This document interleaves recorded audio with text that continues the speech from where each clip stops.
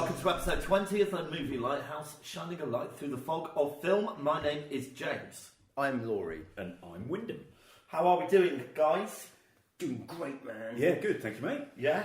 Spring's a springing.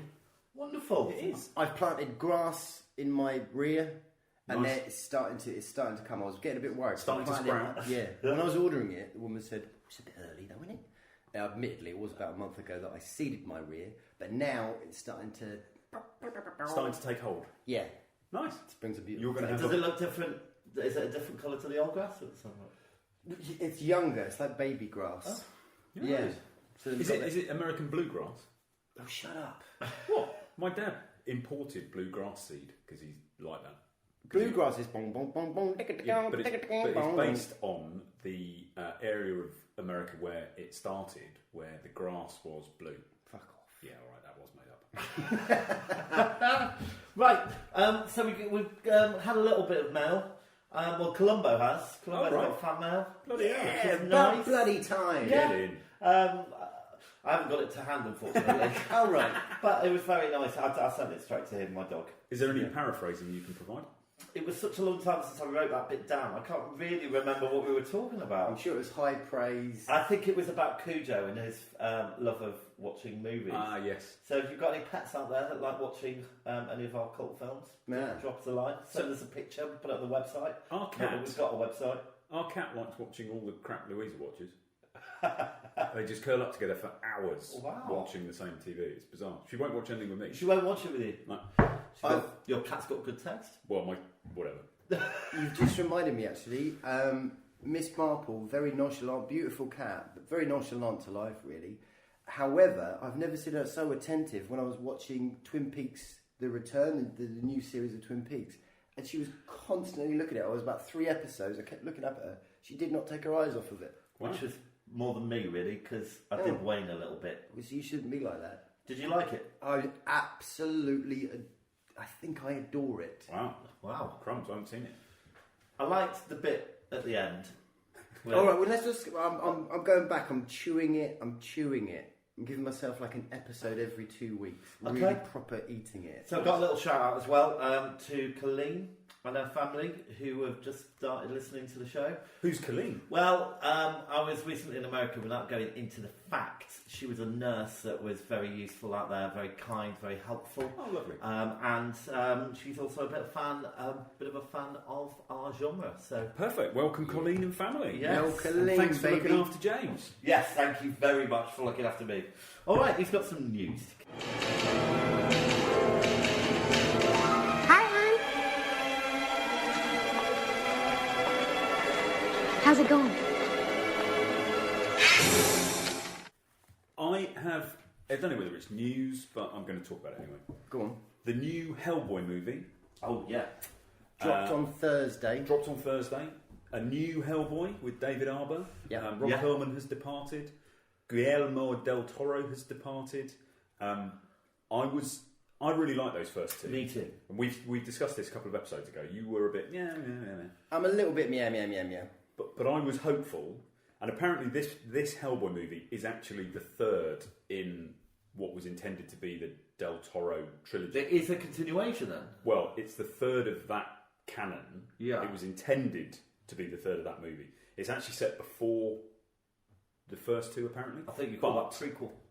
Oh, there you go. But the direction that the studio wanted to take departed from the direction Del Toro wanted to take. So he said, you know what, good luck. I don't want to direct that movie. So he left. Slightly more Spanishy though. Yeah, then Ron Perlman left. So it's taken them 11 years to find a director and a Hellboy. And what has happened in the meantime is Deadpool hit. Yes. And the type of movie Deadpool is, I think it's a Fox Studios film, the Hellboy movie, and they've evidently kind of gone, that was really successful, why don't we do that, but with Hellboy? So Right. it's apparent. I haven't seen it, but apparently it's they really, really ham up the violence and the action sequences. The director, can't remember his name, but he's really well known for directing 2 of the end of season mega episodes of Game of Thrones. Oh, right. And Wow. massive battles. So he does that very well, but apparently it's a bit effing and jeffing and it's a bit all that kind of caper. So yeah, it's very adult themed, isn't it? yeah, and apparently it doesn't hit as a result. Can I say I'm quite shocked that the Golden Army is 11 years old. Yeah, Jeez Louise, is that number 2? Yeah. I still think they look great.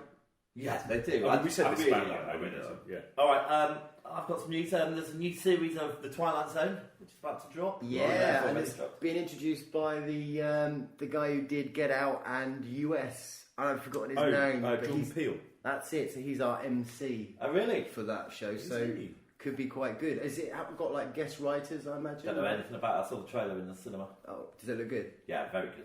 That's What's the way the that theme American tune? does TV, though. Yeah, it is. Yeah. There we go. Oh. Exciting. Anyone else got anything? I've got some news. So there was a teaser that dropped on Friday. Is this? Yeah, Let me I know guess. what he's talking about. So now I'm going to admit something's happened to me. Even when I'm alone, it's a very strange thing. I'm very conscious that there's a certain death that's happened, and I think the Last Jedi or whatever it was called, something happened, and I think it might have been that scene when Luke Skywalker lit up that lightsaber and he was just about to kill Ben Solo laying there. But anyway, there's something strange that's happened. However, this teaser appeared, and I was sat actually at a table talking about some shit, and then someone just thrust it in front of my face. I was like, no, sod it, and I watched it, and yeah, I cried my eyes out. It's still completely got me, and I'll do all the work, guys. I know you've given up. I know you're exhausted.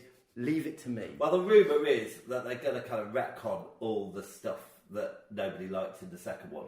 You see, you know, So she is going to be important. Snoke, or what was his name? Snook. He's probably not really dead. You know, all this nonsense. I think Snoke is dead. You hear the Emperor laughing at the end of the trailer. Well, why? Exactly. I don't know. I'd be really annoyed if they bring him back. But this is it, like you that's say. the question that overhangs this franchise. Why? Yeah. It was fun. But no, if you like you say that, if they do make apologies for all these kind of mistakes, then that's maybe potentially going to make it bad. Well, we'll see. So we'll see.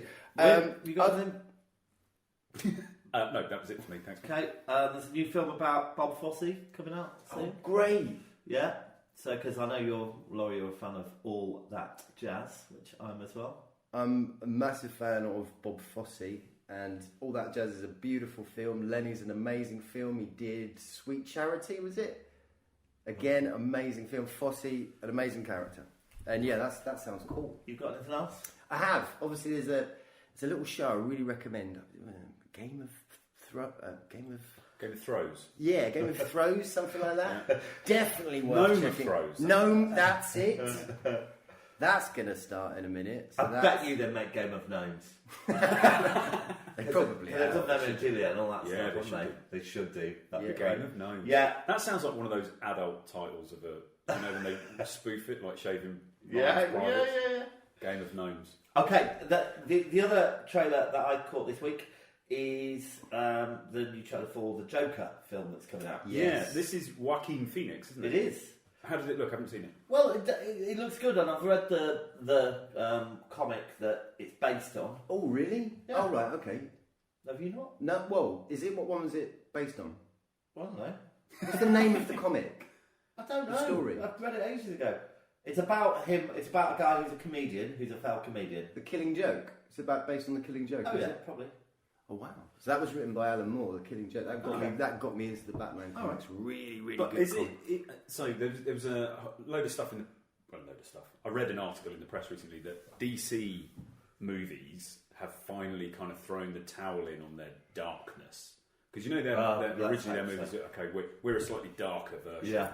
That's kind of the comic Marvel's as well. Yeah, that's the point. So they were trying to emulate the comics, which is slightly darker, but Marvel are killing it from a monetary perspective. Yeah. And Which is DC always have the just important thing. tripped and stumbled and have never managed to get any. The films that should be brilliant, Suicide Squad and stuff like that, are shit. Yeah. So apparently, with I'm sure I've seen it, but I can't remember any of it. Aquaman and Wonder Woman, they kind of went a little bit lighter. Yeah. And apparently, they've now kind of gone. Well, they've grossed the most, so let's just stick with that. Yeah. So they're going to go This- light-hearted. So this- this is a DC one, right? Yeah. But it looks dark as shit. Well, as that's much as I've what I seen was it. gonna Here's ask. a tip for DC.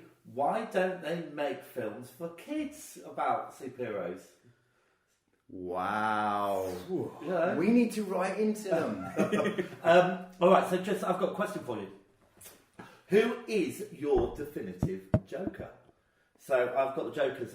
Everyone has played the Joker, I think. So we've got Cesar Romero, who was in the TV series, Right. who famously refused to Shave cut off his moustache. Chuck white paint all over it. Jack Nicholson, obviously. Heath Ledger, Jared Leto, and then I'm going to count Mark Hamill because he does the voice. Does the voice in the Yeah. computer games. Yeah. So go on. That's a good shout. He's on the animated series as well. So it's difficult because they all portray their Joker within the universe that's created within their film or TV. But right? don't get too... So they're all very different. Yeah. I really like Heath Ledger's. Okay. Right, mine's... Okay, what one made me... Come on. Wake, Don't take too long. Wake Come on, in a come on. cold... Come on, hurry up, hurry up. Hector. What one made me wake in a cold sweat, screaming, petrified, terrified Jose of even Ramirez. just thinking of the face? It's Cesar Romero.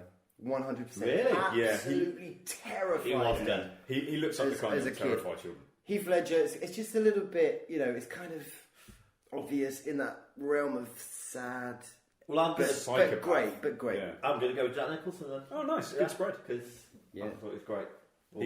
Yeah. That's my first proper memory of the Joker. And it was like, wow, I Yeah. love Jack Nicholson. One last little bit of news. Yeah. We're on YouTube. Oh, Yeah, we are. are. I'm thinking, are we? Some wonderful, I don't know, gnome or whatever must have sneaked in while we were sleeping. They've stuck us on the YouTube. Yeah, not our faces, thankfully. Yes. Just our voices. Yeah. Well, that's a shame. We might do a live episode, record a video episode one day. Yeah. Who knows? I have noticed though, they probably need to put the actual names of the films that we're reviewing on rather than the title of our episode. I don't actually put anything on there. It all does It's it the automatically names. through the podcast. Oh, does it? Yeah. Wow, that's clever. Yeah. Yeah. But yeah, so that's another way to listen. But obviously, if you're listening, you're already listening, so it's pointless. Yeah. Yeah. All right, so let's go for In the Beam. Yeah. All right, Laurie, go on, kick us off. I can't, you have to come back to me. Are Wait you a going to minute. watch something in the next 3 minutes? Yeah. Just leave it with me. I've just got to turn my necklace 3 times. Okay, Wyndham. So, I have, and I know the rules, and I'm about to break them, sorry. No, I'm not. I'm not Yeah, gonna don't break it, So, 'cause I've got 3 I choices. recently have been on a few aeroplanes, and on one of them, I watched a film called American Hangman. It is a Donald Sutherland film. He's kind of like the main dude, and essentially, he is kidnapped. He wakes up in a basement, chained up, next to another guy who he doesn't know, also chained up. There are loads of cameras pointing at them. This is like Saw. You sure it's not Saw? I am sure it's not Saw, yeah. So there's loads of cameras pointing at them, and then their abductor comes in and is Lies kind down of and pretends to be posing them all these questions. They've both got newspapers and they're reading different headlines, and there's one headline that is the same in both of their papers, and it relates to a trial and execution of somebody who's abducted a little girl a few years ago. And it is essentially the story that you find out that Donald Sutherland was the judge in that case, and the abductor it puts him on trial via social media and gets people. He reviews the case and the actions the judge has taken to get to the conviction, and basically says, well, in this state we have the death penalty, so presumably if you're found to be material in the death of this convicted person, then you also are guilty of murder, and therefore I will impose the state penalty on you. And it's one of those films that I really like the concept, really like a couple of the performances in it. I think it's worth a watch. Yeah. I think it's worth a watch. I've been checking out some of your reviews recently. I was quite impressed with... can't remember now. I do notice you watched Venom though. Yeah, I didn't hate Venom. Having said it's fucking shit, you went, yeah, I don't trust Venom. I'm going to go and watch I it. didn't hate it. Good I on thought you, the son. end was terrible. Yeah. I thought he was over the top. Yeah, But it was quite. There were bits of it I quite liked. fair enough. Yeah. But yeah, American Hangman. It's Okay. worth a bit of a watch. All right. I've got 3, but I am going to just choose one, and it's going to be a film I watched just last night, and it's called Afterlife. And Why do I know that?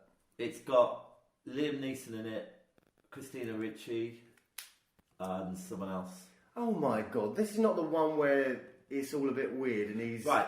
It's about basically Christina Ricci. Justin Long is in it, isn't it? That's the one. It's she's in a car accident. Yeah. And she wakes up on the mortuary slab. That's it. And basically the premise of the film is you don't know if it's all an elaborate hoax or she's actually dead. And all the way through I kept going, no, she's dead. No, it's a hoax. No, she's dead. And right to the end. So just on that alone, you know. Yeah. I Yeah, remember And it being it maintains very... that suspense All the through to way end. through Oh, it. brilliant. All the way, every time you think, no, it's definitely a hoax, and you think, oh, hold on a minute. Yeah. So yeah, it's kept me guessing. Yeah. Life enriching. Yeah, it's all right. Okay. Yeah, That's a no, but it's Yeah, worth a watch. yeah, okay, yeah. No, Life I was enriching. being a twit. I'm looking for twit. twat. Yes. So what have you covered in the last 5 minutes? Oh, right. So yeah, I've gone back in time. I'm going to bring Twin Peaks: The Return. Apologies, it's not a film, so You're allowed to bring those things. I don't think I am really, am I? But Have yeah, you watched it in the last month? Yeah. yeah, I've been watching. Oh, I've been then you chewing can it. then. Been chewing it. Do you like it? It's a wonderful, wonderful gift. David Lynch and his beautiful words and narratives and strange linear whatever the hell it is. He's just brought it all together. So you've got a Razorhead in there, Lost Highway, Mulholland Drive, Twin Peaks itself. It's just a beautiful gift. He's not given us an obvious, okay, we're going straight back to Twin Peaks. Yeah, He's I given mean, us I did miss that and more. but So much more. there was a lot about it that I liked very much. It's stunning. It's absolutely stunning. It's And I think slow. you just, you have to, I think you have to kind of consume it slowly as well. I don't think you can really binge watch it. You've got to, just eat it all up. It's just wonderful. It's a poke, but I thought it was supposed to be like one really long film. I think that's a good call. Great. And Carl McLaughlin is amazing in it. He is very good. Absolutely spectacular. So I'll put that in the bin. All right. Cool. All right, let's go on the rocks then. Love on the rocks, ain't no surprise. So again, I had a couple to choose from. I am going to plump for The Predator, the remake. Oh, right, Right, okay, yeah. okay. Well, not the remake. The new version. Predator. Yeah. Again, I was on a very long series of flights, so I watched it there. And part of me was thinking, am I being overly harsh because I'm evidently watching the very edited version? Right. And so it's the kind of thing where you know on airplanes they tend to edit language quite heavily. I'll do So a that. little bit No, like that- I never knew yeah, that. so it's full of ridiculous little kind of faux, crappy, somebody in a room somewhere making something up and dropping it over the top of the soundtrack. Do you remember years and years ago that Die Hard 2 was on ITV? Right. And there's a famous Yippee-ki-yay motherfucker. Was it a Thursday? It was a Thursday, yeah. But there's that famous line in it, it's kind of go, Yippee-ki-yay motherfucker. And they had edited it to Yippee-ki-yay, Kemosabe. And this version of The Predator was full of stuff like that. But fundamentally underneath it, I just don't think it's very good. I think it is entirely reliant on people going, like I did, going, well, I loved Predator. Yeah. I'm going to ignore all the other Predator. Predator 2 is pretty good. All the more recent ones, and I'm going to go, okay, come on. This is the guy who was in it. This is the guy who helped write it. Come on, you can give us the next Predator that we need. And he didn't. And Arnie's not in it, is he? No. And I think, certainly in the 80s, he brought that magic to a did. film. That That kind kind of, you could watch him do anything for shit and just go, yeah. So yeah, The Predator, it's just not very good. Okay. I'm Right, not well, surprised. I am going to go for Pet Sematary, the new release. Oh, yeah. there we are. Well, I had high hopes for it, and maybe I was in the wrong frame of mind, and I did only get through 40 minutes of it. Crikey. Wow. Because in fairness, I was at Universal Studios in Orlando, and I was waiting for the karaoke bar to open. I've got to sing Green. They sent me away. So I got there, got there about 7:30, had a strawberry daiquiri, which I'd had for years, and then I went to the karaoke bar and I went, I'm sorry, it's not open till 9. It's like, oh, what do I do? It's like, oh, Pet Cemetery's on, I'll go watch that. So you're saying it wasn't good enough to keep you to the end of the Absolutely. film and singing karaoke through your So the problem is, it's doing this thing that worked very well with it, but not so much I thought with this. Let's bring loads of other things to the table. We'll kind of keep the book, but we'll change loads of elements about it. And then what else do we need? Oh, let's get some freaky kids in Wicker Man masks for no reason. Let's have a load of, boring backstory. It's weird, isn't it? Because you look at the original book and the original movie, and you get they serve this is a very Stephen King thing, right? And less is always a bit more with Stephen King. Yeah. And then in all these kind of modern remakes, they kind of go, well, we actually can't make it better, so let's just add shit. Yeah, and that's what I thought. It was just filling it full of horror movie tropes. And it's like, I can't be bothered. Yeah. I want to go and sing Creep. So, I'm still in awe of the way that you can walk out of stuff. You're really good at that. But, I mean, I heard... I've been to see a couple of things with James, and he just periodically just gets up and walks out. It's like he needs a break. And then he comes back 5 minutes later and he goes, no, I'm fine now. But I was out at the market and I bumped into To Rant and Rave, the Sylvester Winkler, and he was quite excited about it as well. Right. I had no idea what No, he's a great guy. Okay. He knows his stuff. He looks great in a Sylvester. But no, he's a massive Stephen King fan, really loves Pet Sematary, the book. You're talking about Terry here? Yeah. To Rant and Rave. No? Okay, fine. Hi Terry, I know he listens. Yeah. And we're not talking about my cat, are we? Might be. He enjoyed it. He did enjoy it. He said it was pretty good. And, obviously I cred his creds because he loves the King. Do you not cred my creds? I do cred your creds. What are you going to do then? I say you should have stayed till the end. I think you should watch No, I said, what are you going to do? Not what did I do? I'm going to start doing 20 push-ups a day. And there's a particular way of doing it that addresses the What's fat your back. on the rocks? Nothing. Oh, good. Good. Right, so let's get on with the main feature. 1992. 1992.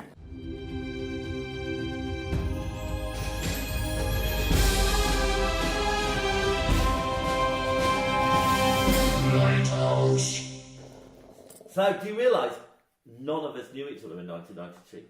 I do realise. There were the days. It's 96. We you and I met in 96. Yeah. And I would have met you. Don't remember the day when I met. A couple of years after that. Yeah. Well, no, you were like halls of 99. residence in it, and I would have been lingering around. Yeah, but we never knocking knew on you. Deborah's window. I didn't know you. Have you ever known me? I don't feel like I know you now. Touch it's me. a journey I'm excited to continue. Who's got a little bit confused and scared? Okay, so I'm going to give you some information about 1992. Okay, in the news, Bill Clinton became president. He did not have sexual relations with that woman. And that was the worst thing he did compared to other presidents. Actually not good on him. Not sure about that. But it was a bad thing he did. Okay. Not sure it was the worst thing. Alright. In the UK, I didn't know this. For Monica Lewinsky, it was the worst thing he did, definitely. But I think he generally did other things. In the UK, there was rioting by local youth. I was a local youth. I wasn't rioting. Were you rioting? What were they rioting about? In Bristol. Don't know. Yeah, Bristol's a hotbed for rioting. Yeah. Probably. Is it rioting or writing? They were definitely rioting. Oh, okay. Okay, pop culture. Right, so the first nicotine patch was introduced. Oh. Is that pop culture? Apparently so. And Euro Disney opened. Did it? Yeah. Oh, yeah. Oh, yeah, that's still going as well. It's now called Disneyland Paris. Yeah, it is. Yeah. Is that because Americans fell out of love with Europe? Or possibly, or maybe the French aren't as European as they well, like because to they had think. freedom fries for a while when France refused to back some of their wars. They've been were doing that restaurants for years. Swapped out from French fries because the French wouldn't back, and they called them freedom fries. Freedom fries. Okay, on television, El Dorado started. El Dorado. And probably finished. It lasted about a year, and I was a big fan of El Dorado. Can you drop the theme tune? But when you go away, you gotta tell me where you're going to, so I can dream I'll see you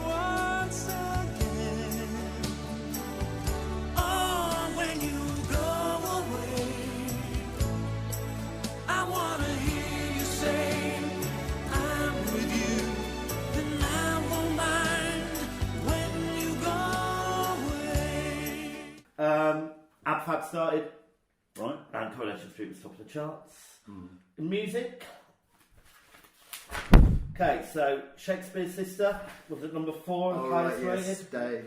And Would I Lie to You, Charles and Eddie, which I fucking hate. Oh. I hate See, the it. thing is with Charles and Eddie, I can't remember. I can't. Is it Charles that does all the work? It's like having him in the room. So basically, what you were doing there, you were doing Charles, weren't you? I don't know. And you said, would I lie to you? I would never do this and all that. And then fucking Eddie turns up going, oh yeah. It ruins it for him. And Rhythm as a Dancer. Didn't like that either. Did you like that one? And but the highest grossing song of the year was I Will Always Love You by Whitney Houston. Well, there we are. But behind all of these hit songs, there was the wave of indie music was getting stronger and stronger. You know, like bands like Pulp and Blur, and so if you actually really cared about music that was, we get, you know, My Bloody Valentine, which we mentioned on the show before. These bands were like getting bigger and bigger and bigger, and then not soon after 92, it really popped, and this strange thing happened that all these obscure bands, indie music, became popular. I think the album's reflective of that. Is that what it was Stars by Simply Red?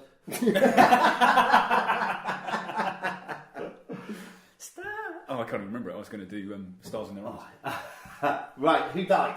Okay, Benny Hill. Benny Hill died. Oh. Marlena Dietrich. And Anthony Perkins. They are. Psycho. Oh, Anthony Perkins. Yeah. Top 5 grossing films: Lethal Weapon 3, Basic Instinct, Home Alone 2, Lost in New York, The Bodyguard, and anyone care to guess the top one? 92, Silence of the Lambs. No, Robin Hood. We've done Silence of the Lambs. Yeah, that was one. Don't know. Aladdin. Oh, right, okay. They've remade Aladdin as well, you see, with live action. With Will Smith as the genie. Apparently, people of our generation are not impressed. I think people of our generation are just not impressed generally now. Yeah, I think that's it. You've got Robin Williams to deal with, haven't you, really? Alright, so just in a minute, let's just quickly talk about the films that got away last month. So, Twin Peaks: Fire Walk with Me. I really like that film. We can't really give it justice. I think I deliberately didn't choose it because it was one of my things, and I think maybe if we've got in your ball bag the opportunity to maybe get into the Twinks world, maybe we could do that, or maybe it's a David Lynch thing. I don't know, but I deliberately absolutely.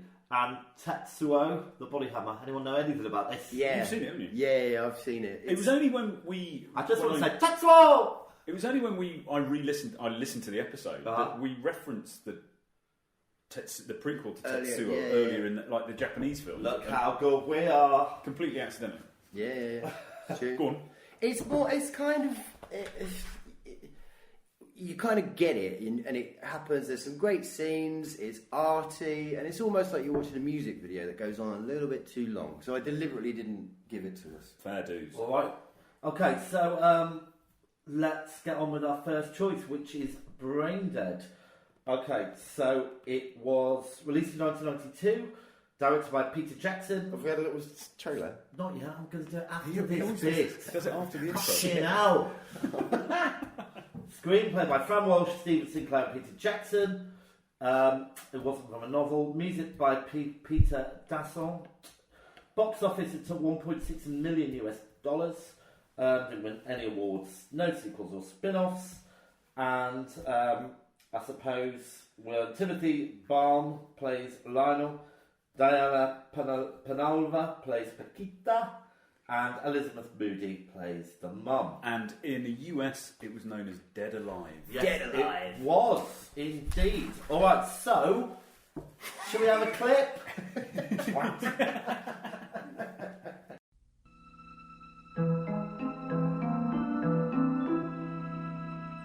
On this picturesque block, in this manicured home, something evil, something terrifying, something horrifying is haunting Lionel. His mother, I thought I told you to spray this house. The place is infested with vermin. although she was a little strict, Look at this dust. It ain't an inch thick. He never wished her any harm. You look after me like Until Your mother's dead, Lionel. now, whatever Mom's got Who's your mother? has caught on with the neighbors. It took 11 weeks to shoot this film. Yeah. So quite short. And he had budget left over. He Yeah. did. So it's 3 minutes. Have we all read the Wikipedia page? Well, he blew that budget on On the park scene. The park scene. Yeah. Which is his favourite scene. Well, Okay. it's a good scene, actually. So, Laurie, Yeah. give us a synopsis. Oh shit. Oh, I didn't prepare myself for this. Right, let's go. So you're on Skull Island, alright? Turns out to be King Kong's island. A couple of guys are running, they've got a box on their shoulders, they're being chased. Turns out in the box there's a... Right, stop. That is not the synopsis, that's the whole film. You're running the film in your head. Yeah. You can see it with it. So the Don't mention New it, you're not Zealand Zoo Association sends somebody off to Skull Island to get a rare rat monkey for their collection. Said monkey comes back and the mother of our lead character, Lionel, is spying on him, gets bitten by the monkey and turns into an undead zombie type character. And the story is about Lionel trying to manage the growing expanse of zombies without being found out. Brilliant. Well done, actually. Very It's good. really quite Well, good. you said the same things every week. You're always surprised that he does it right and you do it Quite wrong. good, yeah. Alright, so Any disclaimer, lessons? I really don't like Peter Jackson. And I thought I found Lord of the Rings incredibly boring. I thought that King Kong was a So drag. the Lord of the Rings, have you read Tolkien? Yes, loved it. Tolkien. Okay, interesting. I thought there Because was they're quite... no emotional contact. I What? don't think he could create drama through character. I think he's very specific. It looks right, but it doesn't seem to have a soul. Doesn't hit you emotionally. Yeah. I did find emotion in Lord of the Rings. However, Come on, Mr. Frodo, you can do it. Yeah, it was I didn't Samwise buy Gamgee. it. I It didn't was. buy any of it. I don't know. Anyway, I think you've got a point there, though. There is something you're touching on there. For saying sure. that, this was his early work, and I thought I went in this. I didn't think I'd seen it, and then I could remember so many different parts. Yeah. It's like, I've definitely seen this film. When do you think you saw it first? I can't remember. I cannot. I haven't. I really did. Well, do you know? Well, I was trying to figure this out, and I think it was your wife, Laurie, who told me about it. So it would have been at uni, Probably. just after uni, and I'm sure it was her. She said, "You have to watch this film." So I would have seen it about 20. Do you think to we 22 watched years it ago. together? I have no idea. No, don't know. why? But similarly, I like to think you did. I knew I'd seen it before, and I remembered two scenes I remembered up in front of watching it again, and then like you, every scene was like, oh yeah. The bit with the custard. Yes, It was Oh. like I watched it Creamy yesterday. custard. It was Yeah. like yeah. It is proper. It's supposed to turn your stomach a bit, isn't it? It's a grotesque, Oh my god. gory. Yeah. But it's called splatstick as opposed Oh, to is it? slapstick. Oh, right, okay. Yeah, so it's splatstick comedy. So with a VHS for this film, actually, I think in Australia they'd give you a free vomit bag with the VH rental. That's a bad. That's kinda sweet, When yeah. did you first see it? So, it was back to that same night when I watched Dawn of the Dead for the first time. So there's Graham Leafham. On the same night. Suppressed. Well, Graham Leafham was suppressed, you know. He was a kid, he wasn't allowed to watch you were Star watching Wars. that when you were 8. Look back, no, what? Graham, you were saying? I thought that was when you were kids. Yeah, well, we were sort of teenies. I didn't say we were kids. Listen back I did Teenies? not say we were kids. Is that what you used to call yourself, teenagers? Yeah, exactly. Anyway, same night. So Graham Leafham, starved of film in his youth, and then obviously he just flourished the minute he could actually get his hands on film. So he gave us Dawn of the Dead that night, and then straight after he put in Brain Dead. And my wife, quite a lot later to become my wife, was there with us as well. And we absolutely loved it. Yeah. It was just everything about it was just fantastic. And it does build as well, doesn't it? You start off by going, oh, that's a bit, and then the next it's oh shit, that's a bit. Yeah. Oh my Yeah. god, and It's then at the end you're just- going, he's got nowhere to go. Oh yeah, he has, okay, Yeah. It's the gift that just keeps on giving. It's hilarious. Hugely enjoyable. Yeah. It's hilarious, Yeah. and you've got that whole sort of Python, farcical, comedic romp about it. Every single bit of it. Yeah. All right, difficult This question. now. monkey's going that way. Is it racist? So I've actually got one of my first. You're talking about when they're on Skull Island. Yeah. So I've actually made a note of the accents of the guys on Skull Island. Back in '92, so we're talking nearly 30 years ago. Yeah. Is that right? Yeah, Yeah. say Yeah, that. it was approaching 25 years. Yeah. 25, 30 years ago. Much as I hate that, it was a different time. Yes, I think it probably is. Yeah. Oh, I've got an answer. No, it's not. There you go. Can you back that up? I think it is. I think the first bit's definitely racist. Well, just the singer. It's not just that. It's not just that. It's this Bearing is in how. mind, this is coming from the guy who was doing the impressions last month. So. Oh, right, blooming hell. It's not. Anyway, I think the first bit is. I think racism's got to have notes of maliciousness, isn't it? Or indifference to reality. Oh, I think if you're being yeah. deliberate, if you're just being ignorant through it and for or, your own or amusement. relying on All a right. stereotype. Okay. Yeah. All right. Anyway. When I say you, I don't mean you. Well, we're not going to. Felt like This it. isn't a discussion on racism. Absolutely. Okay, so right, well, let's try and get to the plot. Let's go. Okay, so it's quite a clear story. I mean, there is a very good story there, I think. Yeah. Do we like the story? Fucking love the story. Yeah. Yeah, it's because you've got the like beautiful, geeky Lionel. Just, obviously you've got this narcissistic mother. Just. It's really. There were two things in that first kind of 5-10 minutes that I thought. In the Skull Island bit, I'm thinking Indiana Jones, inspired by Indiana, with the aeroplane bit when he's coming back. Yes. Yeah, The bit beautiful where he goes map to map, miniatures. really nice miniatures, and then with the Psycho-esque relationship between. Mother Yeah. and- Yeah. I saw him. I could just imagine watching Dawn of the Dead and being inspired by that and wanting to make his homage to that. I Yeah. thought that was very. And when you get to the end, the whole Evil Dead, like. Yeah, I was very Evil Dead. cranked up. Yeah. Set in the 50s, isn't it? I think so, yeah. Yeah. And I Or couldn't 60s tell, maybe. I couldn't tell to begin with whether the trams were real or not. No, they're not. So that's these miniatures. But not all of them are miniatures. Not all of them. Obviously, the one that Lionel jumps onto.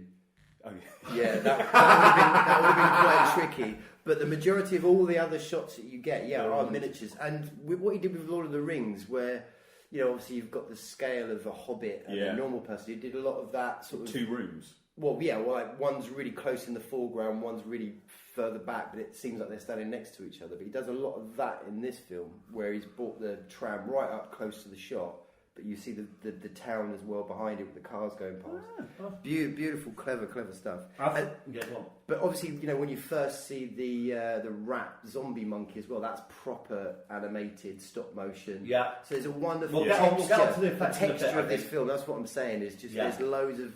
Well, for me, I thought it was like a grotesque punk comic strip. Grotesque is entirely. I've got grotesque there Yeah. as well. It is But a cast of grotesque. Yeah, it's and I think it wouldn't have worked if it wasn't so funny. In fact, really, the only 2 characters in it that aren't of any Lionel and Bakita aren't. Yeah, And then everybody else is an inflated caricature. Most of them grotesque caricatures of whatever they're trying to portray. It's good. Lionel and Paquita are still quite inflated in their own little way, though, aren't they? Yeah, but not in the same way as Yeah. Uncle Les or the the mother or what. So let's have a look at these performances then. So I thought Lionel was very good. It's brilliant. Yeah. Just, and again... He's very physical. He's good physically. Well, Brilliant, yeah. Yeah, but... When he's... Were we convinced with the baby bit?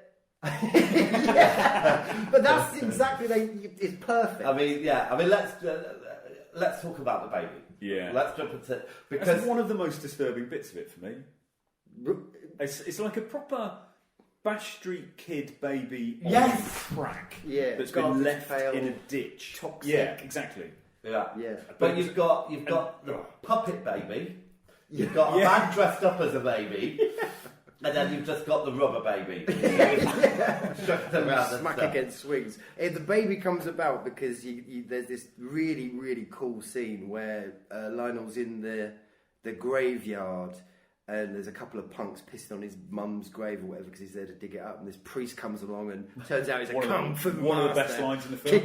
I kick ass for the Lord. And he does some serious shit. But anyway, the priest gets fucked up, unfortunately. Sorry, that's a spoiler. But he comes back home and gets I think it it's on fair with to say the that we nurse. spoil all the films that we review. Oh, okay, all right. Yeah. But him and the nurse have this beautiful, you know, well, okay, not, yeah, it has this grotesque baby. Yeah. So the nurse has been killed by the mother previously, and she's turned into a zombie. Yeah. And essentially, anytime anybody gets turned into a zombie, Lionel sees the need to put them in his basement. You get the feeling that he doesn't want people to find out. Yeah. And I think that's probably because of the overbearing relationship with his mother. Appearance, she's like a really grotesque Mrs. Bouquet. Yeah. Yes. And therefore, he's got his mother, the nurse, the priest, and the head punk who the priest has turned, who the mother has turned into a zombie as well, all in his basement. As you say, the nurse and the priest get it on, and then 3 minutes later, this grotesque little zombie baby appears. Yeah. It doesn't stop, does it? What do we think about the grandmother? Good performance? Again, played by... The grandmother? Not mother. Sorry, his mother. Oh, sorry. it's Elizabeth Moody. Yeah, she's horrible. It's Yeah. the WLWL. Probably my favourite line. Yeah. She is blinding. She is brilliant. Again, very jarring when it goes from her to stunt mum. Yeah. You know, you could really tell. And when they just forget her altogether and it's just a man in a wig, really. Yeah. But it's really noticeable. But it almost does. It doesn't feel like it matters. Not really. It In feels this film, like it's a load of that's fine, students don't worry. doing something, making something really good together. And actually, that is one of the things that I was kind of put in mind of. It feels really low rent, yeah. but the effects are brilliant. It's brilliant. And it is just really nicely made. It's a really good film. Yeah, it's beautiful. Absolutely beautiful. And that's back to that sort of texture thing that I'm talking about. There's so many beautiful elements. I mean, even like the opening kind of, once you've had that initial sort of monkey bit and you see the miniature plane coming in, the music kicks in. Whatever it is. But it reminds me of that whole quality of Terry Gilliam. You know, that sort of Brazil, you know, that Python, Terry Gilliam. Guerrilla filmmaking sort of stuff. Oh, it's just gorgeous. Absolutely gorgeous. So just on the music, God, how many times have we heard that bloody love theme? But then that became a joke, didn't it, towards the end? Gling, gling, gling. And the Archers was in there. There was, yeah. Please doing that. Yeah. How do we find the music? Like it? Brilliant.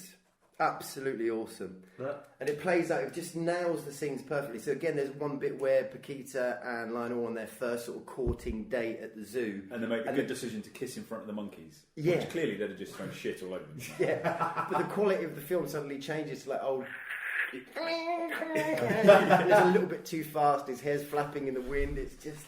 Oh, delicious. Such a good film. He's much better on that first date than I would have been led to believe by his portrayal of his character up to that point. You'd think he'd be he's on it. He's good. They've met this kind of connection, even though it's tarot reading inspired by Paquita's grandmother. I mean, he is Ash from The Evil Dead, isn't he? Yeah. Basically, that's who he's based on. I like the mix of Paquita's family actually. So she's Spanish as far as I can tell. Yeah. And then she's got a French nan and then a Greek dad. So it's kind of cool. I like that. Maybe that's how you get Spanish. Yeah. But you know when we okay. Oh yeah. It's not like how do you get blue? Okay, just on the grandmother, it annoyed me a bit. They didn't bother to use a full deck of cards for the tarots.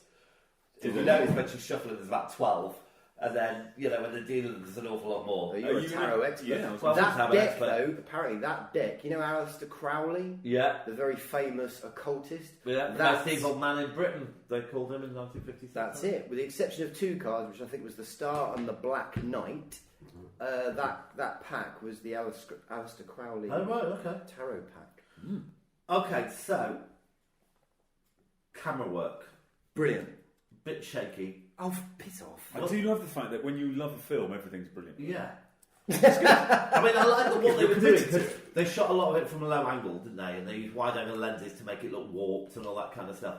But it was kind of thrown together, the camera work. Oh, no. You've got that kind of sort of guerrilla feel about it, but he's just so inventive. I mean, like, you think of the head, that gets chopped off by the uncle. He uses the garden shears, and you've got like that half a head, and it's sliding across the floor, and you're seeing all these different angles. Yeah. That's amazing. Yeah. There's like top shots when you see the guts coming down after Lionel down the spiral thing. Okay, amazing. There's brilliant. I think it's inventive and great. There you go. That sold me. Yeah. All right, so come on, effects then. So we got some stop motion, which I thought worked quite well, really. It's brilliant. Oh, shit. It is good. No, it is good. It's kind of Ray Harryhausen-esque, and in that, if you think back to Clash of the Titans or whatever his original one was, what was it? Jason the Argonauts, all that kind of stuff.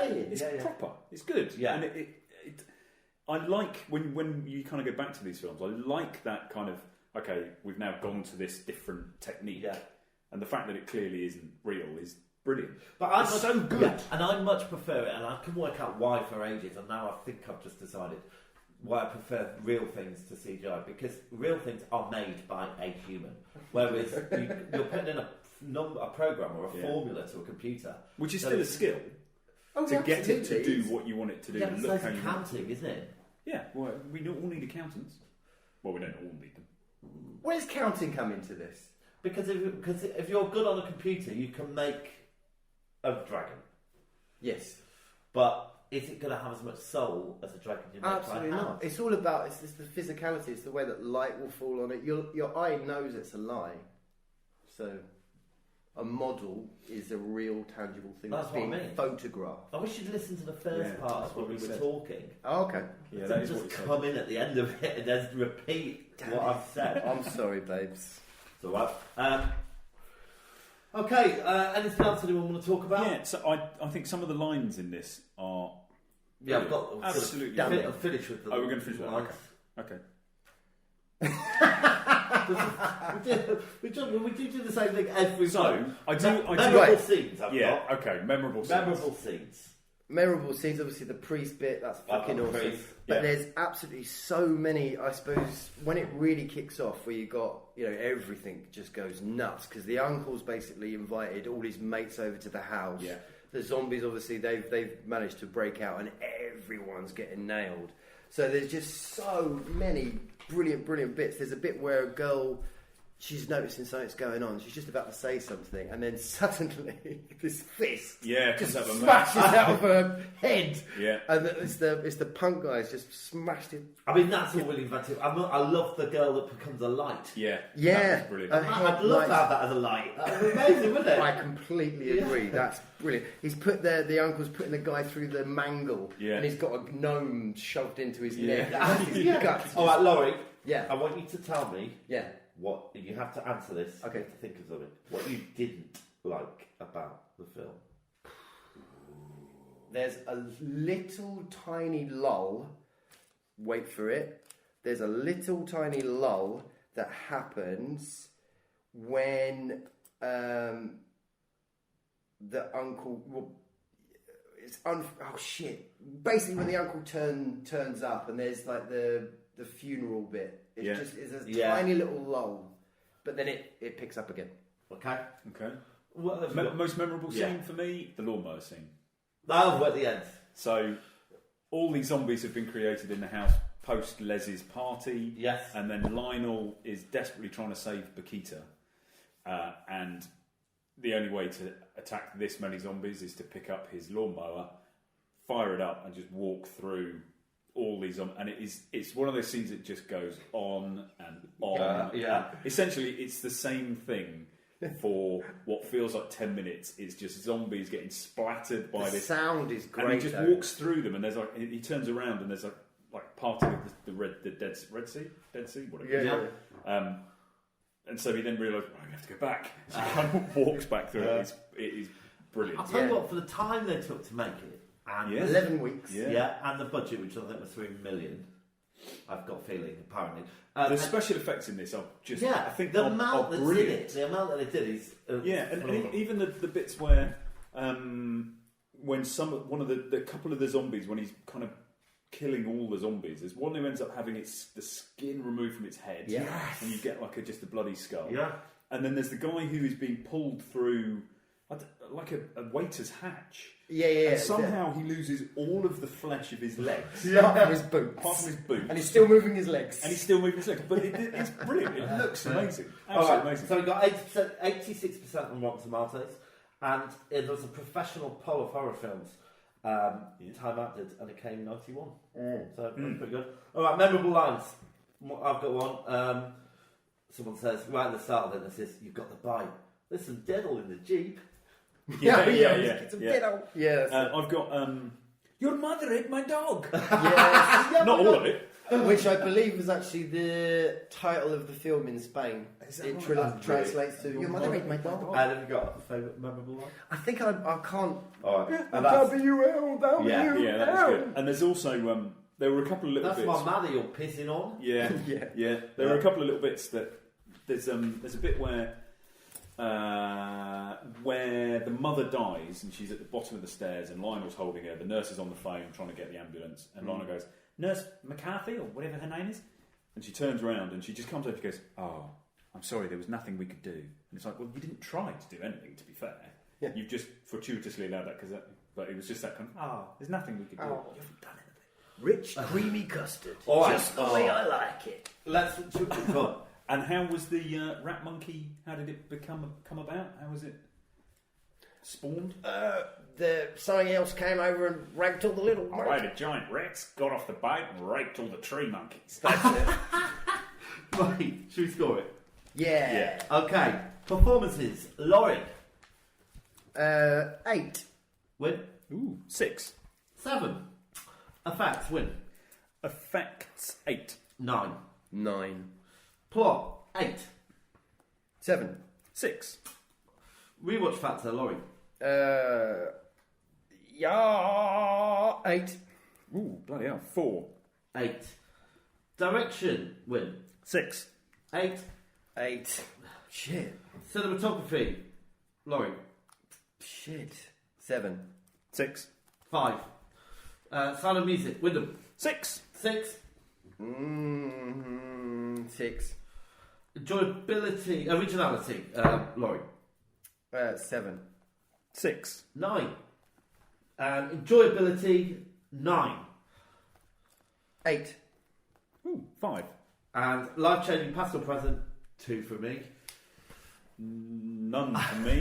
This was a big turn on to, again, that horror film. Same night as Dawn of the Dead, so I'm going to give it an 8. Jesus. Crumbs. Alright, so let's add up the scores. Apparently there's a whole new way to learn how to do maths these days. Is that right? Is this where you draw little sticks and move them around? And Apparently so, don't know. oh, this is what you I do already those know how lines, to isn't do it? maths, I don't need to learn it again. Okay. Have we done it? No, I've just decided to do a whole new way of doing maths. Not to really screw myself up. Wait, what have we got? 53. 53, Laurie. So out of 100, I need to minus 24, and that's my answer. 76. So that's 76. And I've given it a 71. It gives us a rating of 66.6 recurring until there's a 7. Whoa! 66.6. So let's have a look where that puts it. If you haven't seen it, go and watch Yeah, it. definitely worth it. Brain Dead is just right from the beginning. You'll be absolutely fine. And then if you've enjoyed that, Bad Taste is another one you have to watch, Yeah, which is his other one. Yeah, that's the one that's much more lower budget, isn't it? Yeah. And it's very sort of New Zealand. One Yeah. I really want to see is Meet the Feebles. Where no, you- I've heard that's terrible. Really? Yeah. Okay. Alright, so on our 2019 leaderboard, it ranks it in 4th place, just below Watership Down, but ahead of Tales from the Crypt. And in our overall leaderboard, it is in 14th place. 15th place, I should say. Betwixt. Betwixt Watership Down and Donnie Darko. Oh, right, okay. Above Donnie Darko? Yeah, I think so. Yeah. Definitely. Yeah, I think so. Alright, should we move on? Let's do that. Choice number 2. Oh, what? No, it's all right. Go on. I just realised I had another couple of pages of notes. Oh, did you? But this was about some of the the effects, the bit where the baby crawls out of Rita's head. Yeah. Oh yeah, go on. It's just fucking hell. Rita's the only other woman at the party, other than Bakita and Lionel, who hasn't been turned into a zombie. Yeah. And then she gets bitten, and she's still trying to protect her, and Bakita's there, kind of going, Rita, what's wrong? And you see this kind of weirdness happening to her face, and then this grotesque baby just pulls her face in half. It's fucking And brilliant. crawls down. Anyway. All right, so we're going to move on. Our second choice is the Candyman. All right. Are you going to play a clip? Yeah, I think so. In a minute. Look at him concentrating. What are you thinking about? I'm actually, so we've been talking about Brain Dead, great fun, an amazing romp. Now we're talking about Candyman. I don't know why, I feel like I have to pause and wake up a bit. Well, I'll tell you what, why don't I give you a few facts and then we'll have a clip and you can pause during that time. Yeah. All right. Again, 92, obviously. Director Bernard Rose, screenplay by Bernard Rose, based on a novel, a short story, I should say, by Clive Barker called The Forbidden, which I have read in research for this book. How short is it? Really short. It's about 30 pages. Yeah. Music by Philip Glass. Box office 25.7 million. Ridiculously didn't win any awards.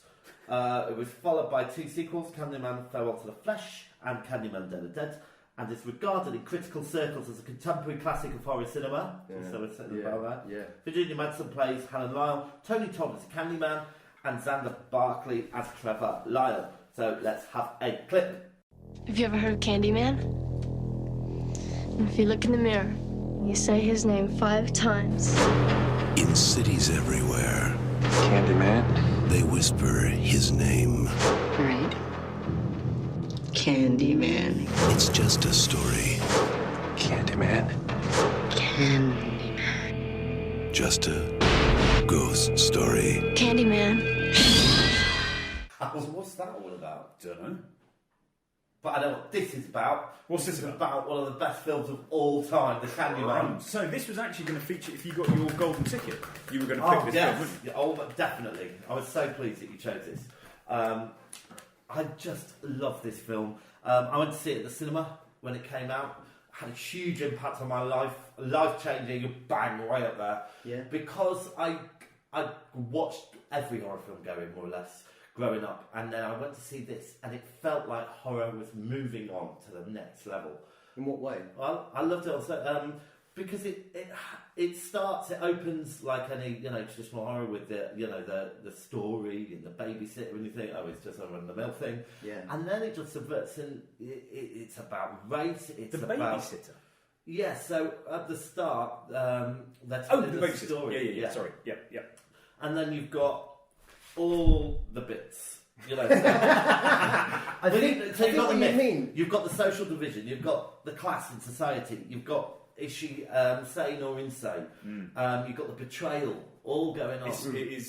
It's built Clive around Barker through and through. Yeah. Isn't it?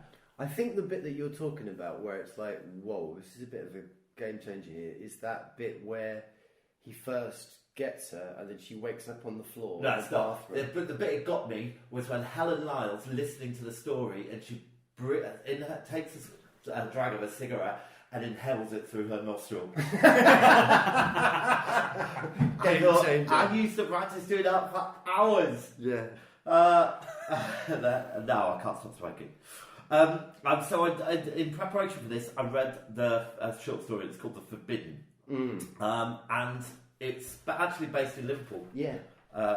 Where Clive Barker grew up, wasn't it? Yeah, and it's very different. The film's very different, but it has got some elements. So it's got the graffiti. It's got Sweets to the Sweet, set on a council estate. Has a dinner party scene, and the Candyman turns up at the end. But it's hugely different. I think it benefits from that. From being different. Yes. It's interesting because he was executive producer on the film, Clive Barker. Uh-huh. So I think you do get some of that.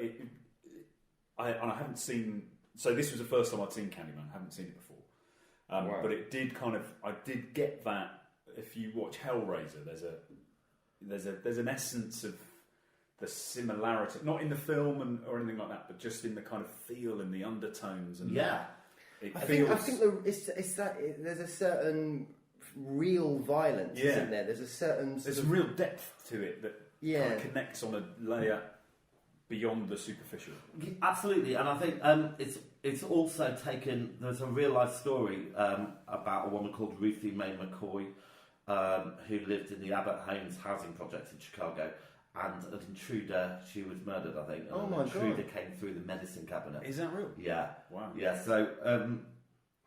It's a bit close to the bone, isn't it? and Eddie Murphy was considered for the role of the Candyman originally. Thank God he didn't get that. Yeah, thank God. Oh my Tony God. Todd is perfect. Do you think he'd have played all the parts?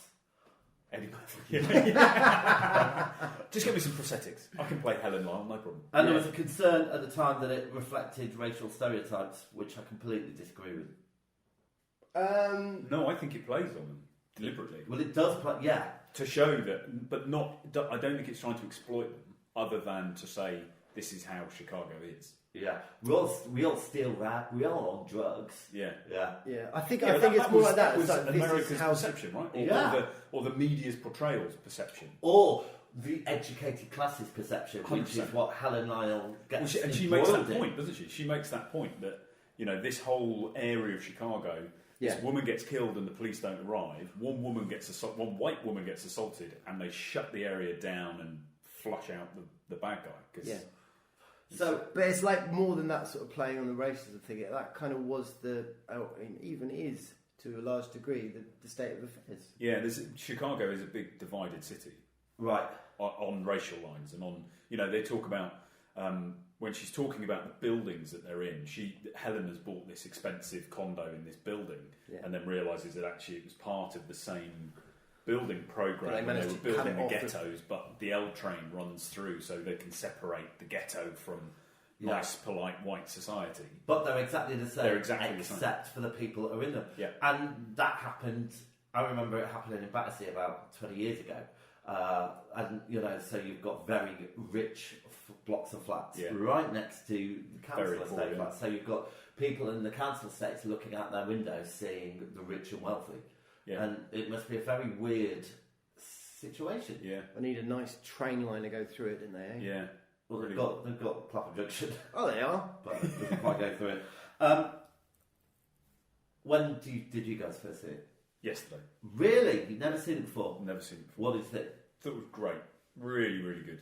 Yeah. And it's one of those things that I watched it after I rewatched Brain Dead, and for all the qualities Brain Dead has, you're right. This has that kind of classy, proper. I'm not saying Brain Dead isn't a proper movie. Yeah, but you yeah, know what it's I a mean. different It's level. got Cinematic. This is very Yeah. different. It's really good. And the thing that really struck me is how little you see the Candyman. Yes. It Yeah. is the He's threat. alluded It is- to yeah, all exactly. the way through. And that's the essence, right? That's what he's talking about. It's like people need to believe in me. Yeah. They don't have to see me. They just have to believe I'm real. Yeah. And the whole film is like every now and then it's punctuated with him, but it's not this kind of Yeah. Yeah. boogie. And everything's kind of signposted. Like, so the film opens with an aerial shot of Chicago with an amazing soundtrack. Philip Glass. Philip though. Glass. Philip Glass. I Very. think it's my favourite soundtrack of all time. Yeah. Except for the Rock Horror Show. Yeah. No, he is incredible. He did. But it looks like bees, doesn't it? Yes. It's like a bee Yeah. colony, possibly, Yeah. and then the whole city gets enveloped in bees. I've seen this film at least 50 times, if not many more. Good on you, man. I watch it every 6 months, probably. When did you first see it? That's cool. Long time ago. Probably only a couple of years after it originally came out on VHS. Watched it with Deborah again. And I, it didn't really touch the sides when I first saw it. Or maybe I was a little bit distracted, maybe.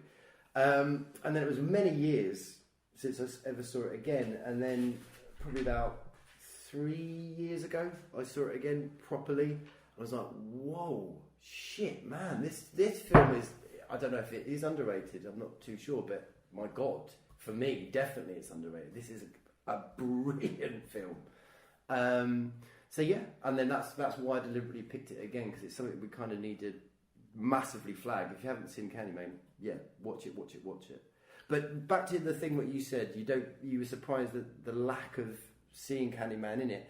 It's almost, that's because Candyman didn't need to kind of keep turning up. Yeah. It's just she jeopardizes his reality, because all the people in the projects completely believe him. Yeah. They fully, but she gives that doubt because she says it 5 times flippantly, and then that's why he suddenly has to turn up again and do some more shit. But it's also the consequence of her breaking into their world and thinking that she could just walk around their world and just have no effect on her.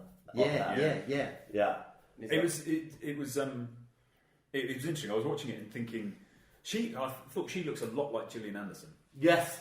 Yeah. And I was wondering, is that because, in the same way we were talking about one of our lighthouse keepers in the Starship Troopers? Yes. What's his name? Oh, God, go and have a look at the picture downstairs. What is his name? What are we talking about? The guy from Starship Troopers. Is one of our the guy on the wall is Viper. Michael Ironside. And I was wondering whether it was a similar thing. He's going to be furious. I know, that was bad. But I was wondering whether it was a similar thing that, Michael Ironside got his big break shortly after Jack Nicholson hit with a couple of massive movies because they look quite similar.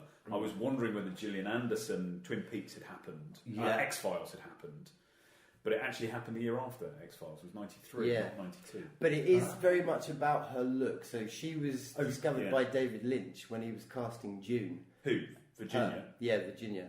Virginia Manson. Virginia, basically, for June, is our... Again, she's our narrator. So the film opens. It's a beautiful opening scene of June. You see space, and then you hear her voice. Very beautiful, rich voice. And then she just comes. She's the daughter of the emperor or whatever it is, and she tells you we're not doing June, we're doing Candyman. David Lynch basically just because her face, her eyes, her look, just stunning, and that's I think they wanted from here because a lot of her, that actress went through some serious shit. They were like hypnotising her and everything, but very much eyes. It's about those eyes. So what do we think of her performance? Great. Yeah. Really great. Really great. She gets it on every moment from the bit when she's trying to communicate with a little lad or befriending the woman with the baby with Eugene, is it? Yeah. No, she's a dead girl. No, she's a dead girl with Eugene. It's her neighbour. Yeah. Or, ended up in prison. Or the bit when she's been arrested and the police officer. You're right. She portrays that, okay, I'm lost and humiliated and I don't know what's happening. Yeah. Really, really well. Yeah. She's very good. There was also, while I remember, going on to that kind of the almost political commentary about Chicago with the race and the split of society. I was watching this thinking, because the character Helen has a counterpart, almost a sidekick in Bernadette, who they're writing a thesis on urban legend. And I was watching this thinking, Jesus, this is another film of that era where there's a shining white protagonist who's got a black sidekick. I'm thinking, this just reminds me so much of Silence of the Lambs. Oh. And I was then thinking, but it's not quite the same. The reason it reminded me of Silence of the Lambs is because the actress is the same. Casey Lemons plays Bernadette in this, and she's Clarice Starling's training partner. Oh, wow. In Silence of the Lambs, which was the year before. Yeah. I think, obviously, her role was really important because you needed to represent someone black who wasn't from the ghetto. And she was also, she understood that she was counselling that you cannot just come in here and wander around, do whatever you want. She was definitely saying, no, we need to leave here. We can't just wander around. Yeah. We're not safe. There's this whole... And that was partly because of the gangs associated with the ghettos, but also when they were up in the apartment, it was that whole kind of, no. She could feel the vibe that Helen couldn't. Yeah. I love all the performances. The little lad's great. He is when he tells a story about what happened to the guy in that, in the toilet. Yeah, fantastic. Which is a big fear of Clive Barker, wasn't it? His nan or something used to say, "Don't speak to strangers when you go to the toilet, or they chop your willy off." There's weird men in toilets. So that was like Clive Barker's very visceral early fear. Quickly, just back to the performances of what's her name again? So sorry. Virginia Madsen. Yeah. So straight away from that first introduction of her with the cigarette going up her nose, amazing. But she is so good in this, and then they put her under. Basically, the director wanted this whenever the Candyman sort of takes her. This hypnotism. So he basically hypnotised her No, he didn't. He did. No, he didn't. There was She- a trick She's word. in love with him, and she doesn't understand why she's in love with him No, I'm until talking the about end. the director Oh, right. on set. Oh, right, She okay. was basically they hypnotised her, and the director had a key word where she'd wig out. She'd be hypnotised Oh, on wow. set, and her eyes were like, whoa. She'd get this bloodshot eyes, tears, and stuff like that. And it got to the point in film, it was like, certain days she couldn't remember filming at all. She completely Jeez. missed it. Oh, So wow. I can't even remember doing those things. Yeah. And it got to the point where she's like, I'm sorry, I Can't do cannot it. do this anymore. So, but we do know that every time she sees Candyman, there's a tear in her eye. Yes. Yeah, because of this love affair which she can't remember because she's a reincarnation, which we find out at the end. Yeah. But I mean, performance-wise, she's amazing. This film for me builds so well and at the right pace all the way through. So there's so many good set pieces, and you're moving up towards, I think the build for me is it fucking Jesus Christ. I'm used to, like, you seeing your protagonist or whatever, and in horror, and shit happens, but you've always kind of got this hope. But it's that scene where he first kind of gets her, whatever it was, in the car park, and then she wakes up in the bathroom, laying on the floor, covered in blood. She walks out, and there's like the chop thing, and the baby's, you see blood everywhere, so you think the baby's been murdered. The mum is wigging out. Yeah. It's like, what the hell? And from there on in, you're just like, Jesus, it's really, really heavy, and it gets worse and worse and worse. And she is completely screwed. She is completely screwed. And it's interesting, I made a note here that, when she's arrested and then she goes to meet, and the Candyman turns up while she's on the bed. Yes, yeah. And then they've got video that shows her wigging out to the Candyman being there, but obviously doesn't Yes. show the Candyman. So she's in front of the psychologist. And it poses the question. So she says, I can prove it. Yeah. I can call him. And she does. She says Candyman 5 times. Nothing happens for a bit. And then the doctor spits blood because the Candyman's put his hook through his back. Interesting question. I think it shades her in an interesting light because that is definitely putting somebody else's life in danger for self-preservation. So she knows what will happen. Absolutely knows what will happen. But she still does it. She still says, well, I'm going to prove it to you and you'll be dead. Yeah. Is that screw you lot? Yeah. Fucking hell, I Would really you? didn't do this. Would you? I don't know. There's a couple of really interesting kind of... Yeah. Who And would for you me, believe? for Who me, would you- that point as well is at the absolute turning point when you know unequivocally she's not imagining it. This is here because she's all strapped in, and he lets her go. Yeah, good point. Yeah. That is a good point. I hadn't even considered that. Yeah. That she might have been making it up until that point. The other thing that I forget about as well, usually, is when she's. So many things are happening at the same time in this film, which is what's so good. When she's been arrested, so the detective loves her. You did really well, Miss Lyle. Yeah. And then he's like completely the other way around when he thinks she's. Well, she gets attacked in the bathroom by somebody using the Candyman legend I think you look at the Candyman. to perpetrate crime. Yeah. And she is the reason they get to arrest him. Yeah. Yeah. But she gets to make one phone call.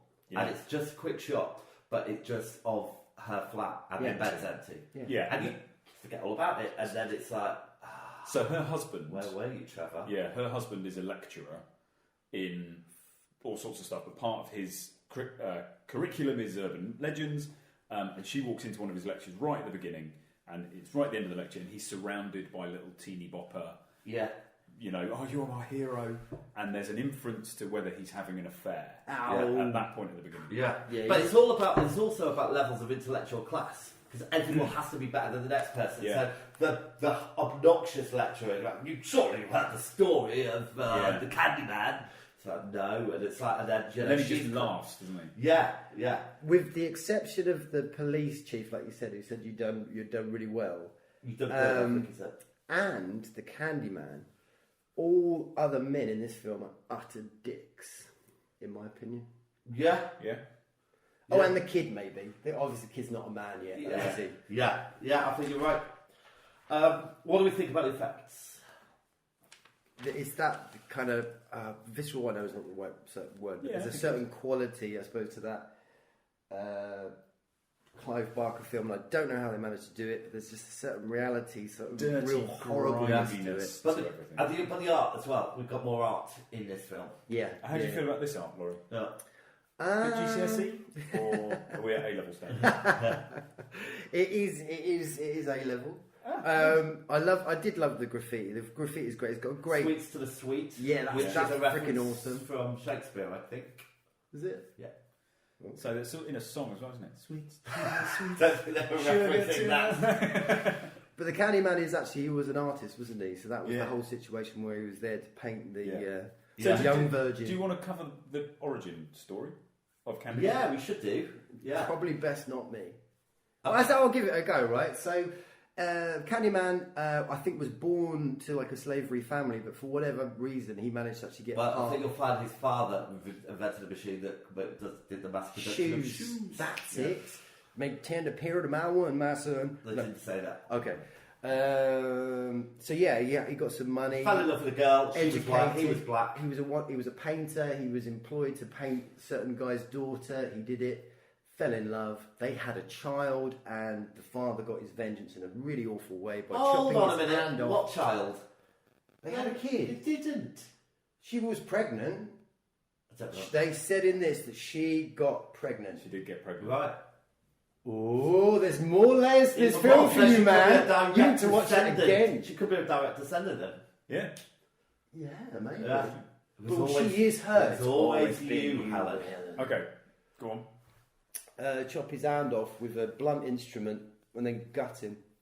No, they cover him in honey. Oh, yeah, in that's honey, it. And then Honey. the bees sting him to death, and then they set fire to him. That's My it. question is, Yeah. why did they cut his hand off?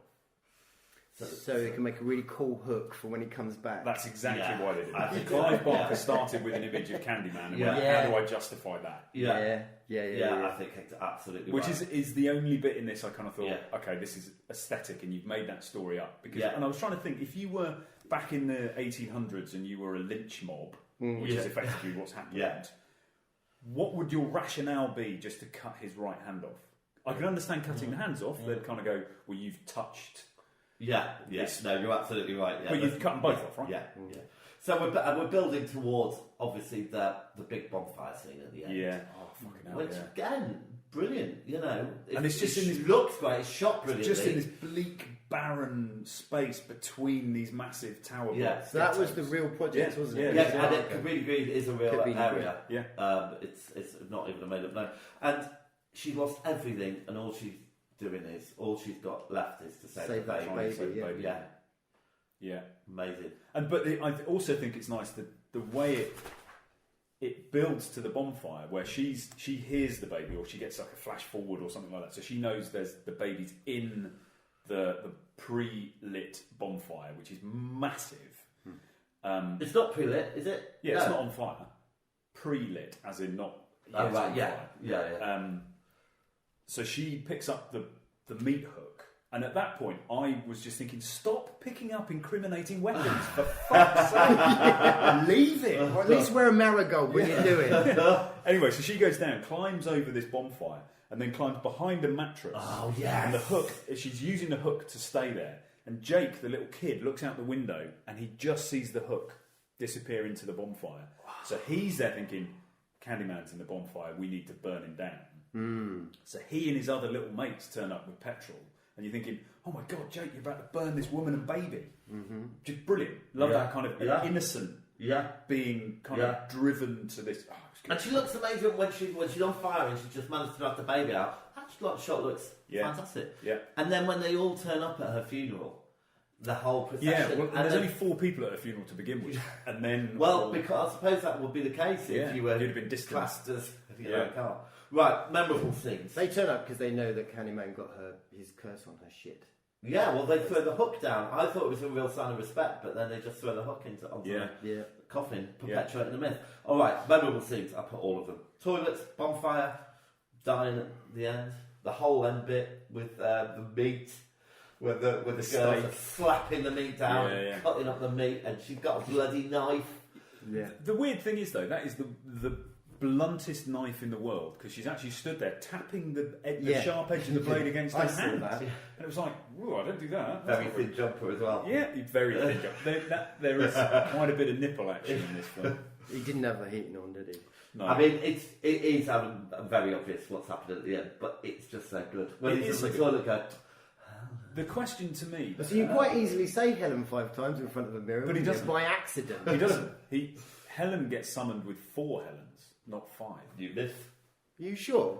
What's Yeah. the matter, Trevor? What did she say? What's wrong, Trevor? Cat got your tongue? Is that it? I think. Don't know, don't remember. But yeah, I treble checked it. He only says Helen 4 times. Treble checked as well. Are you sure? Well, the 3 times Right, I watched okay. Treble checked goes We will to... insert yeah. the bit here. Oh, Helen.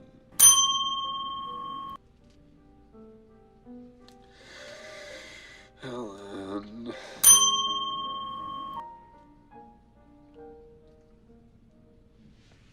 Helen.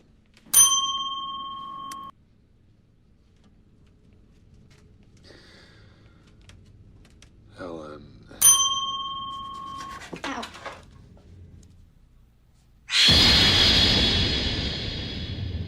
What's the matter, Trevor? Scared of something? So you think it's 5? I counted 4. I think he says it slightly a bit earlier. You see And it then maybe 4. in like a scene, yeah. He says it once. 3 weeks earlier. They show, Yeah. This is what I'm saying, like with that name, like people are going to get fucked up bad because you can quite easily say that. And frankly, that name. I have no sympathy for the student who is then going to get the Candyman curse because of that massive fucking paperclip she put on the wall. What? You see that? Between the kitchen and the bathroom, that scene where she's getting eggy about the steak salad. Yeah. There's just this massive fucking paperclip on the wall. I've not seen it. I'm going to check it out. This film is a gift that keeps on giving. It does. Alright, do not watch any of the sequels. They are making a new version. At the moment. Yeah, who's cast it? Who's directing? Do you know? Jordan Peele. Ah, well, that's a good sign. Ooh, okay. So yeah, actually, I did want to. Well, we can't because you two haven't seen it and I've seen us, and we'll talk about it when you two have seen it on the next episode. Yeah. Okay, we're talking about US then. Okay. Okay. So right, look, let's wrap it up. Does it stand up today? Yes, of course it does. Agreed. Memorable lines. I hear you looking for Candyman, bitch. I hear you looking for Candyman, bitch. I hear you looking for Candyman, bitch. I ring people up and say that down the phone when people answer. Do you really? Sometimes, yeah. Wow. I kind of like the bit where he says he's not real, he's Dracula, he's Frankenstein. So that's the whole sort of heart of it, where she's Could you write these lines down so they're direct quotes? Well, all right, sorry, but whatever that quote bit is, that's her puncturing to the kid. He's not real, man. And the kid's got that doubt, so that prompts Candyman to get his shit on her shit, and it perfectly frames that fact that Candyman actually is romantic as is Dracula, as is Frankenstein. Yeah. It's very tragic as is Dracula and Frankenstein. It's got that weird kind of... Oh, when you first see it kind of- in the underground car park. Yeah. How brilliant is that? Yeah. Exactly. You just It's see his feet noble, walking, don't you? Yeah. noble, his voice, And she pulled me up the car with sexy, a tear in her eye. seductive, Yeah. Right, let's fucking do it. terrifying. Can I just say, Yes. the bit where she is talking to Jake for the first time, Yeah. and she just says, "It will be our secret." Nobody should ever say that to a small child. disclaimer. Ever. Yeah. It's all right if they say this has to be our secret. Or to me, actually, because I'm terribly In fact, I now say, just don't tell me. Don't Good to tell know. me. Good Easy. to know. Yeah. All right. So, Sorry, one other quick question: would you be covered in bees for your art? So both Tony Todd and Virginia Madsen actually were covered in bees. do they remove yeah. the bee stingers? No. Well, they were they did. The guy that was the bee man, as it were, he loved these bees, and he basically very, very young bees. If they're less than 12 hours old, they don't actually have a sting. So he was basically 12 hours birthing them, on set, and when they were ready to shoot, they'd take them down. However, the mouth scene for our guy, he got stung to shit, but obviously the sting wasn't quite enough to really screw him up. And it turns out Virginia, it actually turned out she had a hyper allergic reaction to bee stings. Oh my so God. they had to have an ambulance literally just Look out at of that. shot. So, which takes me back to my question. If you knew that, would you do expect it? to be covered in bees? No, For this I story, found that. she went deep, She man. went through it, the whole yeah. hypnotism So stuff. good. She went heavy Right. on this. Right, let's go it. Performances, Laurie. Oh yeah, 8, 8. 10. Effects, Wyndham. 7. 7. 9. Plot, 10. You like this, didn't you? 8, 7. Rewatch facts, 10. 5. 7, Direction, 10. 7. 7. Because he's pushing it. Cinematographer, 10. 7. I'm back Jesus off all my Christ. points. Yeah. 8, Sound of Music, 10, because it's brilliant. 8, 6. Originality, 9. 8. 8. Enjoyability, 10. It's not enjoyable. 8. Easy job was good. But yeah, it is 7. And life-changing past or present, 10. 0. I'm going to say that's a Don't manipulate your scores. 7. Right, I thought you might that very badly. 98 from me. Fucking hell. 98. Yeah, I think it's one of my favourite films. What did it drop of all scores? time. What did it drop? Well, points on? I knocked it one off for originality, Right. and because I wanted to be fair and effects. But I I want it to be give it. fair. Yeah, whatever. Right, what we got? 75. 75, 90, 98. Hold on, I'm making a mess of my notes. This is clearly going to be up there. My score was 63, giving us a pretty punchy 78.6 recurring. Wow. Okay, so it puts it right at the top of our 2019. Are you happy with that? Yeah, I'm not happy that it's come below The Exorcist, but I'll live with that. So 78.6 on our overall, it's below The Exorcist, above Silence of the Lambs. Yeah. Yeah, I think it's... That's pretty good. Come on. Yeah. So Yeah. it knocks off Salem's Lot from the top 10. Oh, Goodbye, Salem's no, Lot. what the shit? Ha ha! By the way, I still haven't finished it. I'm still reading Still in it. your book. And I've got an idea. Can you, when I'm not looking, can you scribble out like the last word of the book? Can we rip the page over? No, not the page, just the last word. Okay. I never want to finish it. It's Lot.